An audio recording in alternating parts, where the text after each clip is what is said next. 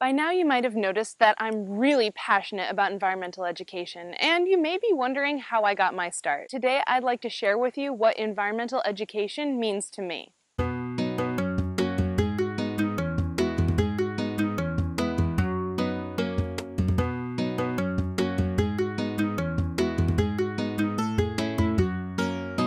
I grew up in central Pennsylvania, and there was this day camp that my parents would send my sister and me to every summer. It was great. It was just during the day, but a week long, and we did everything. We played games, we sang songs, we did stream study, and we watched for birds, and we learned about flowers, and every day had a different theme. And of course, all of those camp experiences just stacked on top of a really great sort of family environment that I had going on. Every family picnic we went on was an opportunity to explore some natural place and learn more about how things worked there. My parents were always really good about asking us questions and letting us explore, and my grandpa, well, he's just the best.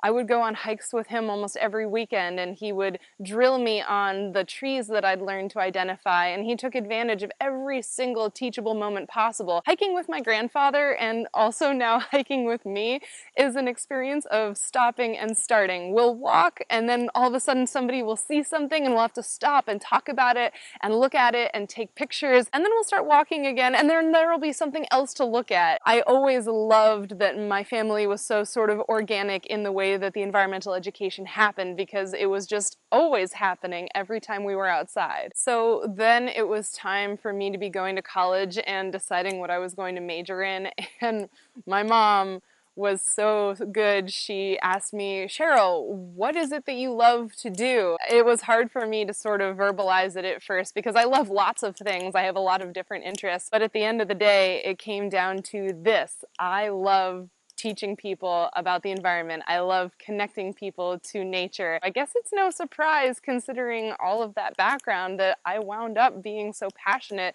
and majoring in environmental education. Working in environmental education is an educational experience in itself. Even though now I'm usually the teacher instead of the student, I learn something every time I teach. I like to start by asking my learners what they already know about the topic we're going to be discussing. It's always amazing to me. I think people know a lot more about nature, about plants and animals and natural systems than they realize. So I guess my story kind of starts with one of those full circle moments, because that summer camp that I loved going to so much when I was a kid, that was my very first environmental ed job. I spent a summer there as an intern, and I spent a semester there as a student taking classes for my major and teaching, and I loved it even more. I absolutely loved doing animal programs for crowds and groups there and on the road, holding a bird of prey or a snake and talking to a group about its amazing physical adaptations and its amazing behaviors was just so much fun for me. One of the things that environmental education means to me is that sense of wonder, that awe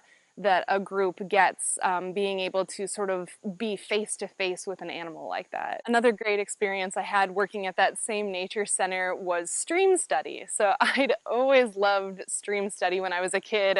Again, if you know anything about me, you know that I love invertebrates, right? I love bugs and creepy crawly things, and stream study is fun because you spend a few hours wading around in a stream with like an empty yogurt cup in your hand, turning over rocks and looking for all of the invertebrates that live in the water. I'd always gotten such a kick out of that when I was a kid, and that became my favorite lesson to teach as a summer camp counselor there. I love stream study. I love showing kids the things that live under rocks. I love getting kids excited about getting a little wet and a little muddy while doing learning. And for me, stream study is the embodiment of the sense of exploration that comes with environmental education. Every time I think about environmental education, I go back to stream study. It's just so fun. I was lucky enough to spend a summer in Colorado for an internship, and one of my responsibilities there was taking groups on hikes up a small mountain that was on the property of the place where I was working. I really loved doing this sunset poetry hike. So I would take people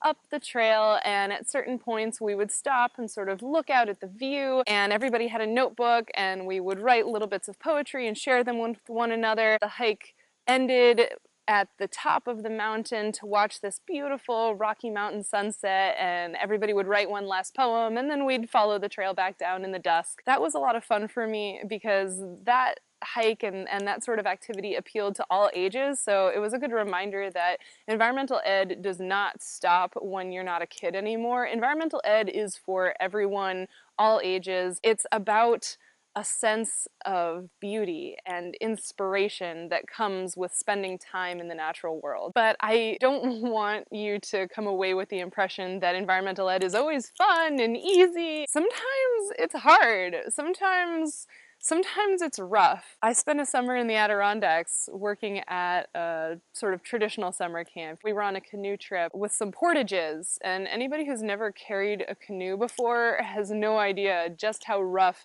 a portage in the middle of the hot, humid Adirondack summer really can be. And so we were in the middle of this almost mile-long portage, and these kids were struggling carrying their canoe, and the one kid, he put down his part of the canoe and just refused to carry it any further. So the other kids that had been working to carry the canoe with them came to me and told me what was going on, and I went back down the trail to see what the trouble was, and by the time I got there, the kid who had not been being a team player was sobbing, just tears streaming down his face, and I walked up to him and I didn't even say anything. He just looked up at me with this stricken look on his face and said, "I'm so sorry." I realized I didn't have to say anything. He had learned the lesson in the time it took from his teammates to leave him with the canoe on the ground and come find me. He'd realized that sometimes being outside and enjoying nature is hard,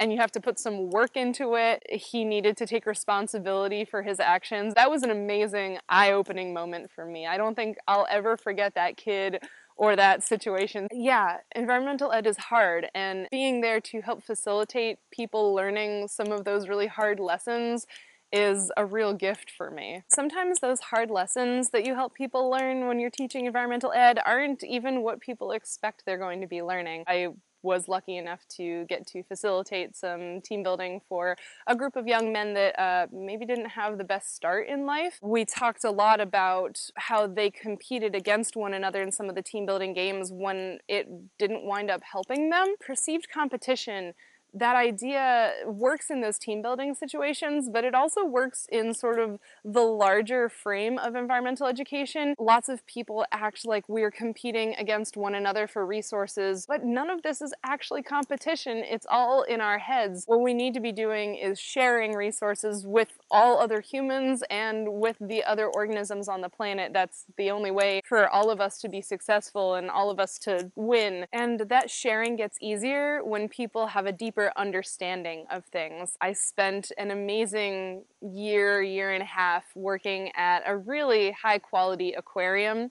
and one of my favorite responsibilities was leading behind the scenes tours, but they weren't just any behind the scenes tours. Once a week I got to take a group of people behind the scenes in the shark habitat and interpret for this group as the aquarists fed and trained sharks and stingrays and a guitarfish. I loved being able to pull even a few people at a time sort of behind the curtain of a facility like that and show them just how amazing sharks could be. I know people love sharks, they're so exciting, and lots of other predator animals. We've got this sort of cool kind of impression of these animals, but they're more complex than that. And I liked being able to help people gain that sort of deeper understanding and deeper appreciation for those animals, that they're not just, ooh, sharks, but, oh, sharks. We need to know more about them. How much do we still not know about them? All of those moments of deeper understanding and appreciation, that's the end goal of environmental ed for me. As much as I love the fun and the exploration and the wow factor and the lessons learned, that deeper understanding and that forming of a connection between a person and the environment, that's why I do this. So that was a little bit about me and my journey to becoming an environmental educator and what environmental education means to me. This video was actually part of a larger collaboration project with other members of the group We Create EDU, which is made up of a lot of YouTubers who make educational content. You can follow a link down in the description to a playlist of other videos in this collaboration on the theme education. You should go check out those videos. A lot of them were made by my very good friends who all make really high quality YouTube content. If you liked this video, don't forget to like it. If you didn't like this video, please share it with someone who would. And if you'd like to support the Roving Naturalist, don't forget to hit that subscribe button for more nature and environmental content. I'll see you next time.